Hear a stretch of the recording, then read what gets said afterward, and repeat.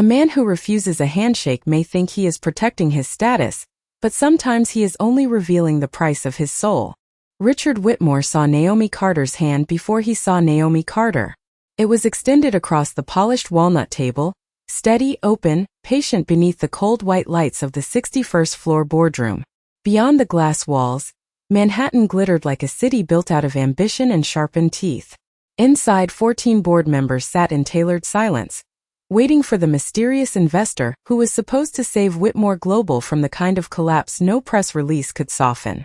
Naomi stood near the doorway in a navy suit with no designer logo, a leather folder tucked under one arm, rain still shining faintly on the shoulders of her coat. She had arrived without an entourage, without a personal assistant, without the loud confidence the room expected from money. That was the first thing Richard judged. The second was her skin. His eyes moved from her face to her hand, then back again, slow enough for everyone to notice. Naomi did not lower her arm. She held it there with a calm that made the silence feel heavier. Marcus Reed, the company's CFO, shifted in his chair as if he had just recognized a warning sign too late. Evelyn Brooks, the board chair, narrowed her eyes, studying the woman at the door with a faint unease. Richard smiled, not warmly, not kindly, but with the practiced expression of a man who had spent years mistaking cruelty for leadership. He adjusted the silver cufflink on his left wrist and said, "Staff, wait outside." For half a second no one moved. Then a sound slipped out from the far end of the table, a small laugh quickly swallowed. Another board member covered his mouth with two fingers. Someone near the projection screen let out a nervous chuckle, and soon the room carried that thin, polished laughter of powerful people trying to decide whether humiliation was safe.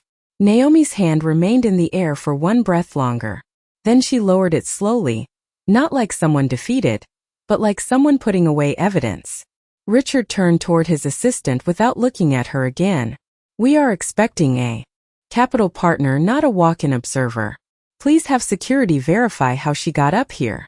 The assistant froze, eyes flicking toward Naomi's visitor badge, then toward the leather folder in her hand. Naomi did not explain. She did not rush to defend herself. She simply stepped farther into the room, her heels making a soft sound against the marble floor. Each step measured, quiet, impossible to ignore. The scent of fresh coffee sat untouched on the sideboard. The digital screen at the front still displayed two words in blue letters: Funding Review. Beneath it, a line of smaller text read, "Emergency Capital Package, $750 million. Richard followed her movement with open irritation. "Ma'am," he said, sharpening the word until it no longer sounded respectful, "this is a closed board session." Naomi placed her folder on the empty seat at the foot of the table. Her fingertips rested on the cover for a moment. They were not trembling. "Then it's strange," she said softly, "that your company invited my money before it invited my name." The laughter died so quickly it seemed to leave a mark on the walls. Marcus Reed's face went pale. Evelyn leaned forward. Richard's smile remained, but something behind it tightened. Outside the boardroom, the elevator doors closed with a muted chime, and on the 61st floor, above a city that rarely stopped moving, the room went completely still. Naomi Carter had learned early that some rooms were designed to make certain people feel temporary. The boardroom at Whitmore Global was one of those rooms. It was all glass, steel, walnut, and silence, with chairs so wide they seemed built for men who never had to make themselves small. But Naomi had been making herself steady long before she ever learned how to make herself rich. She was born in Detroit, in a narrow apartment 2 blocks from the elevated tracks, where the windows rattled every time the freight trains passed after midnight. Her mother, Lillian Carter, worked 12-hour shifts as a nurse's aide at St. Anne's Hospital, then came home with swollen feet and a smile she saved only for her daughter. Her father, Daniel, had been a bus mechanic with hands permanently lined by grease and cold weather. He taught Naomi how to count change, how to read people, and how to never confuse a loud voice with a strong one. When Naomi was 13, he got sick, and the bills arrived faster than the doctors. She remembered sitting at the kitchen table, watching her mother open envelopes with shaking fingers, each one stamped with numbers that felt larger than mercy. That was the first time Naomi understood that money was not just paper.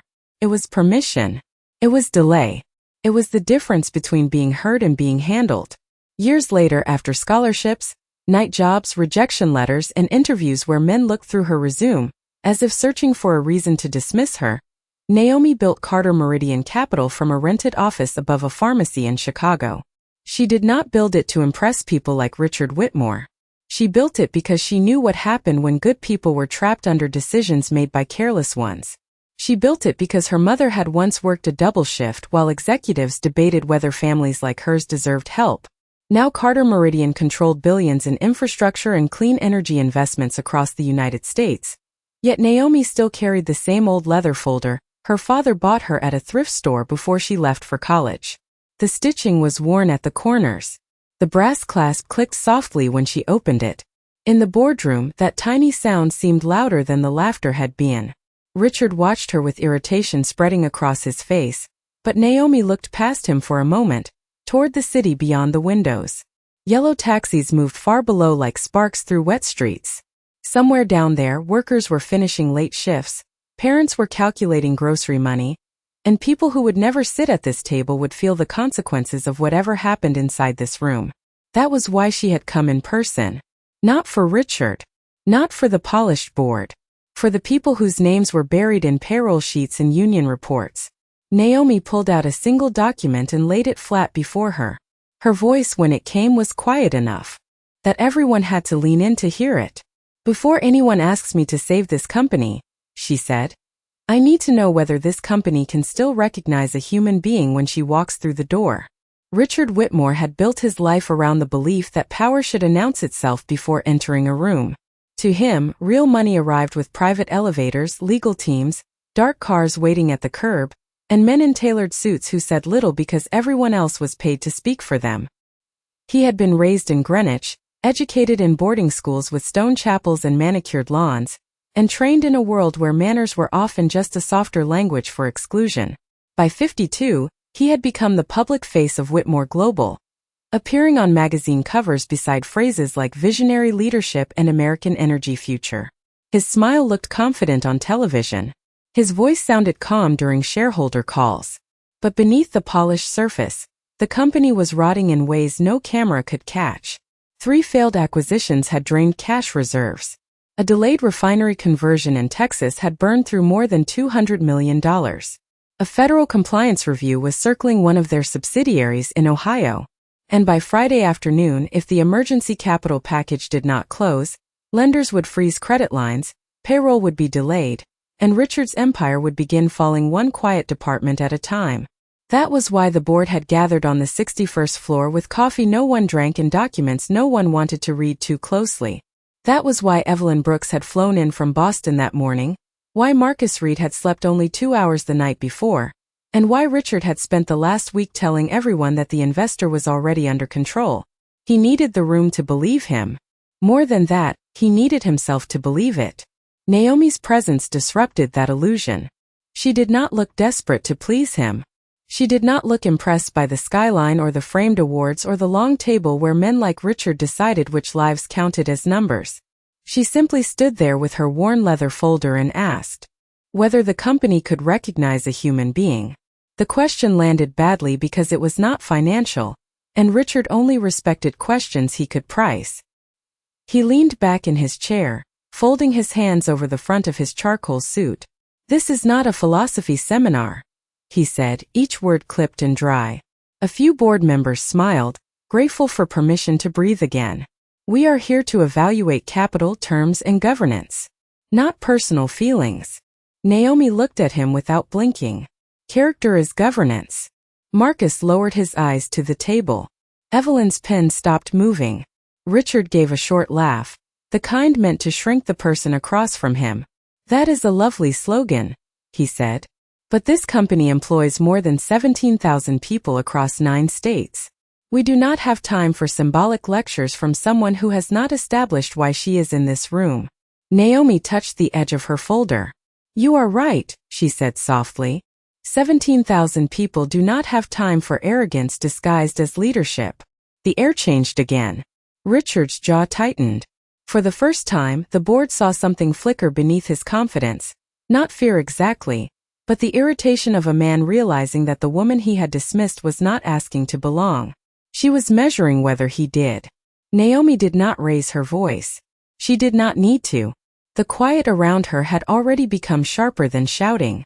She slid the document across the polished table, and it came to rest halfway between her and Richard, its white pages bright under the ceiling lights. No one reached for it at first. The board members looked at the paper the way people look at a sealed letter that might change the rest of their day. Richard kept his hands folded, refusing to give her the satisfaction of seeing him move. Naomi understood that kind of pride. She had seen it in loan officers who smiled while denying families help, in executives who spoke about communities they had never visited, in polished rooms where compassion was treated like a weakness to be corrected. She turned slightly, letting her eyes move across the faces around the table. Some avoided her.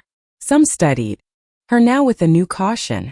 Marcus Reed looked as if the truth was pressing against his ribs, begging to be released, but his mouth stayed closed. He knew what Richard did to people who embarrassed him in public.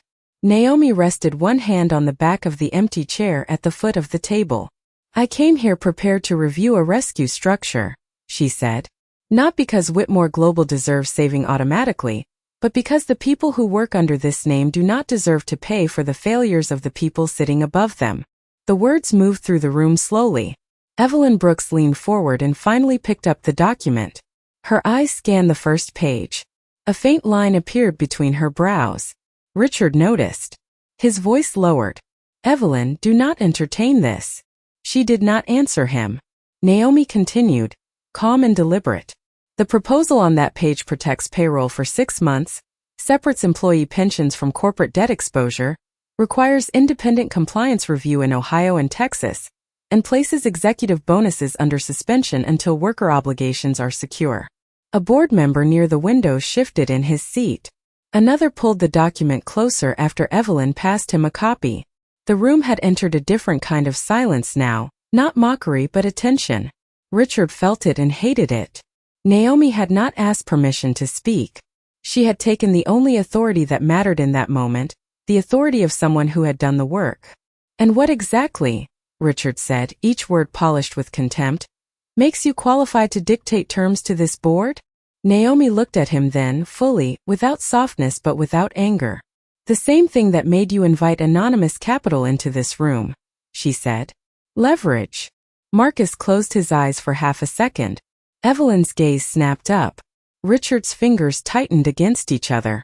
Naomi opened her leather folder and removed a second page, this one bearing the embossed mark of Carter Meridian Capital.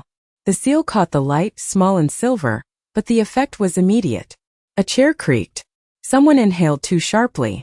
Naomi placed the page beside the first. "Before I decide whether to keep this offer alive," she said, "I wanted to see who you became when you thought the person in front of you had nothing to give you." Richard stared at the silver seal as if it had appeared on the table by mistake. Carter Meridian Capital. The name did not need explanation in a room like that. It lived in quarterly reports, acquisition rumors, and emergency calls between bankers who suddenly remembered how to pray. For a moment, the only sound was the soft hum of the climate system moving cold air through the ceiling vents. Then Richard looked up, and instead of humility, something harder crossed his face. "Pride cornered can become reckless. Anyone can print a seal," he said. The sentence landed poorly. Even the board members who had laughed earlier looked down. Evelyn Brooks turned the page, her expression tightening as she saw the authorization codes, the capital structure, the terms that matched documents only the executive committee had received. Marcus Reed finally spoke, his voice careful but firm. "Richard, this is authentic." Richard snapped his eyes toward him. "I did not ask you." Marcus went still. Naomi watched that small exchange and understood more than the financial reports had shown her. This was not just a company in crisis. It was a room trained to fear one man's embarrassment more than it feared failure. Richard pushed back his chair and stood, tall, composed, trying to reclaim the height of the room. "Miss Carter, assuming for a moment that you are who this document suggests you are, you have entered a closed meeting under circumstances that are, at best, irregular. You have disrupted a formal process, insulted my leadership, and attempted to turn a capital review into a personal spectacle." The word personal carried the old familiar weight. Naomi had heard it before. When she challenged unfair lending models, it was personal. When she questioned why Black founders received smaller valuations for stronger companies, it was personal. When she walked into rooms not built for her and refused to shrink, suddenly the discomfort of others became her fault. She breathed once slowly. Richard turned toward the glass wall where two security officers had appeared outside the boardroom doors, summoned by someone too nervous to wait for permission. Their dark suits reflected faintly in the glass beside the skyline. "Please escort this woman out until her credentials are verified," Richard said. The room seemed to pull inward. Evelyn stood halfway from her chair. "Richard, that is unnecessary." He did not look at her. "This company will not be held hostage by theatrics." A man near the far end muttered, not quietly enough, "Maybe next time investors should use the front desk like everyone else." Another gave a thin laugh, then stopped when no one joined him. Naomi closed her folder with a soft click. She did not argue. She did not plead. She simply gathered the pages, aligning the corners with careful precision, as if giving the room one final chance to feel ashamed of itself. Marcus rose now, his chair scraping lightly against the floor. "Naomi, please wait." Richard's voice cut across him. "Sit down, Marcus." Marcus did not sit. Naomi looked at him, and in his face she saw not only recognition but regret. Too late but real. The security officers opened the glass doors. A faint draft entered with them, carrying the smell of hallway carpet and rain-soaked wool from the coats near reception. Naomi lifted her old leather folder against her chest. Her voice remained low, almost gentle. "You did not need to know my net worth to know whether I deserved basic respect." No one answered. Richard's jaw worked once, but no words came. Naomi stepped away from the table, passing the untouched coffee, the glowing screen, the long row of people who had mistaken silence for neutrality. At the doorway, she paused just long enough to look back at Richard.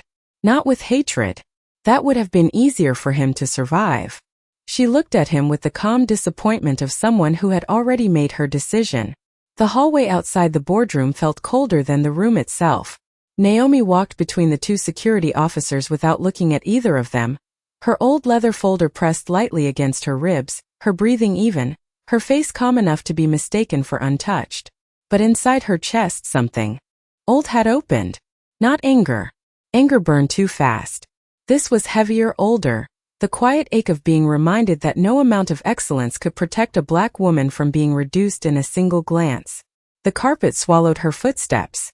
Behind her, the glass doors closed, and the laughter from earlier seemed to remain trapped inside the walls like smoke. One of the officers cleared his throat. He was young, perhaps 25, with nervous eyes and a badge clipped too high on his jacket. "Ma'am," he said quietly, "we just need to verify your identification downstairs." Naomi glanced at him. He looked ashamed before she answered. "I know." They reached the elevator bank, where the city stretched behind them through a wide window. Rain threaded down the glass in thin silver lines, bending the lights of Manhattan into soft, broken colors. Naomi stopped there instead of pressing the button. The officers stopped too. For a few seconds no one spoke. Far below, traffic moved along Madison Avenue in red and white streams, each car carrying someone who would never know that a $750 million decision had just paused 61 floors above them because one man could not offer one woman the courtesy of an open hand. Naomi looked down at her own hand. The same hand Richard had left suspended in front of a room full of witnesses. Her fingers were relaxed now, but she could still feel the shape of that silence around them. She remembered her father's hands guiding hers over a stack of coins at the kitchen table, teaching her how to count by fives and tens. She remembered her mother's hand, dry from hospital soap, smoothing Naomi's hair before scholarship interviews. She remembered the first bank president who had shaken every hand in the room, except hers until he found out she controlled the fund he wanted. Different city, different table, same small cruelty dressed in better fabric. Naomi opened her folder and removed a fountain pen with a black barrel and a tiny scratch near the cap. It had belonged to her father. She held it for a moment, letting its familiar weight settle her. Then she opened the investment authorization packet. The final signature line waited at the bottom of the page, clean and empty. Her name had already been typed beneath it. Naomi Elise Carter, founder and managing partner, Carter Meridian Capital. Above that line sat months of negotiation, thousands of jobs, debt protections, pension safeguards, compliance terms, and one boardroom's final test of character. She did not sign. Instead, she drew one straight line through the pending approval code. The ink moved smoothly across the paper, dark and final. The young officer looked away, as if he had just witnessed something private. Naomi closed the packet and placed the pen back into her folder. Her eyes stayed on the rain. The city blurred beyond the glass, but her reflection remained clear. She had not raised her voice. She had not returned insult for insult. She had simply allowed the truth to finish what Richard had started. When the elevator finally opened, Naomi stepped inside alone. Just before the doors slid shut, she whispered to no one in particular, "My father taught me that a handshake is not business. It is character." The doors closed on the last word, leaving the hallway silent behind her. Inside the boardroom, the silence did not arrive all at once. It spread slowly, moving from face to face as the glass doors settled shut behind Naomi Carter. Richard remained standing near the head of the table, his shoulders squared, his expression carved into the shape of control, but the room no longer belonged to him. Evelyn Brooks was the first to move. She picked up the document Naomi had left behind and turned to the second page, then the third, then the authorization appendix clipped neatly in the back. Her eyes narrowed, not with confusion, but with the cold focus of someone watching a disaster become legible. Marcus Reed stood beside his chair, one hand resting on the table, his knuckles pale against the dark wood. "She is not a walk-in," he said, his voice low. Richard turned on him. "Enough." Marcus did not flinch this time. "No, Richard. Not enough. Her team has been negotiating through counsel for 6 weeks. Carter Meridian was the only fund willing to structure the rescue without stripping employee protections. I tried to tell you when she walked in." A board member near the screen leaned forward. "You knew." Marcus looked at him, then at Richard. "I recognized her as soon as she entered." The air seemed to tighten around that admission. Richard reached for the packet, but Evelyn pulled it slightly out of his reach. The gesture was small, almost graceful, and more devastating than any argument. "Richard," she said, "there is a cancellation mark through the pending approval code." His face changed then. Not dramatically. Men like Richard practiced against dramatic displays. But the color withdrew from his skin, and his eyes dropped to the page as if numbers might rearrange themselves out of pity. They did not. $750 million had been waiting on one signature line, and that line was now empty beneath a clean stroke of black ink. On the wall screen, the financial model still glowed in corporate blue. Without the investment, the projected cash runway fell from 18 months to less than 3 weeks. Payroll exposure, debt default risk, pension vulnerability, facility closures. The words were not emotional, but their meaning filled the room with human weight. 17,000 workers, 9 states, families behind every line item. Richard swallowed. "Call her back." No one moved. He looked toward his assistant, who stood frozen near the door. "I said call her back." Evelyn set the document down flat. "You had her in the room." The sentence was quiet, and that made it worse. Before Richard could answer, Marcus's phone buzzed against the table. Then another phone buzzed. Then Evelyn's. One by one, screens lit up with the same notification from Carter Meridian's legal counsel. Pending capital commitment withdrawn. Revised offer contingent upon governance review. Marcus read it once, then closed his eyes. Richard took out his own phone, but his hands were no longer steady. As he searched for a number he had never bothered to save, a framed photograph on the side wall caught Naomi's absence like a mirror. It showed Richard at a charity gala years earlier, standing beside his daughter Claire after her recovery from heart surgery, smiling beneath a banner for a medical scholarship fund. Evelyn followed his gaze. She stepped closer to the photograph, reading the small gold plaque beneath it. Sponsored anonymously by the Carter Family Health Initiative. The room went still in a new way. Marcus looked from the plaque to the folder on the table. "Carter," he whispered. Evelyn turned back slowly. "Richard, did you ever learn who paid for Claire's surgery grant?" Richard did not answer. He stared at the photograph, and for the first time that morning, the board saw something break through his certainty that had nothing to do with money. Richard found Naomi in the lobby 20 minutes later, standing near the revolving doors while rain pressed silver lines against the glass. She had not left the building. Not yet. Her coat was folded over one arm, her leather folder held at her side, and she was watching a group of employees pass through security with lunch bags, wet umbrellas, and tired faces that had no idea how close their lives had come to being rearranged by a room upstairs. Richard slowed when he saw her. Without the board behind him, without the long table, without the lights and the skyline to frame him, he looked smaller than he had before. Evelyn Brooks walked a few steps behind him. Marcus Reed followed at a distance, carrying the revised notice from Carter Meridian like a document too heavy for paper. Naomi turned before Richard spoke, as if she had felt the apology approaching and did not yet trust its shape. For a moment he said nothing. The lobby was full of soft sounds. Shoes on polished stone, the low murmur of reception, the distant hiss of traffic beyond the doors. Richard looked at her hand, the same hand he had refused, and his face tightened with something that was no longer pride. "Miss Carter," he said, then stopped. The title sounded inadequate now. He swallowed and began again. "Naomi, what I did in that room was wrong." She watched him carefully. "Which part?" The question was quiet, but it struck harder than anger would have. Richard lowered his eyes. "All of it. Refusing your hand. Assuming you did not belong. Letting that room follow my lead. Making you prove your worth after I had already failed to prove my character." Marcus looked down. Evelyn's expression softened by a fraction. Naomi said nothing. Richard reached into his jacket and pulled out his phone. On the screen was the photograph from the boardroom wall. The gala image of his daughter Claire smiling after surgery, thin but alive, her hand tucked into his. His voice changed when he spoke again. "I did not know your family foundation helped save my daughter." Naomi's face did not move, but her eyes shifted briefly toward the rain. "You were not supposed to know," she said. "That was the point." Richard looked wounded by that, but not in a way that asked for comfort. "Why?" Naomi took a slow breath. "Because dignity should not require a witness. Because my father died waiting for a system to decide whether he was worth helping. Because when I had enough power to open a door for someone else, I did not want applause. I wanted the door open." The words settled between them. Richard looked at the employees moving through the lobby, and for once he seemed to see more than payroll numbers in motion.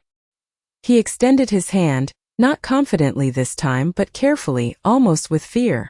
"Please," he said. "Let me make this right." Naomi looked at his hand. The lobby seemed to hold its breath. Then she lifted her eyes to his. "You cannot fix humiliation with the same hand that caused it," she said. Richard slowly lowered his hand.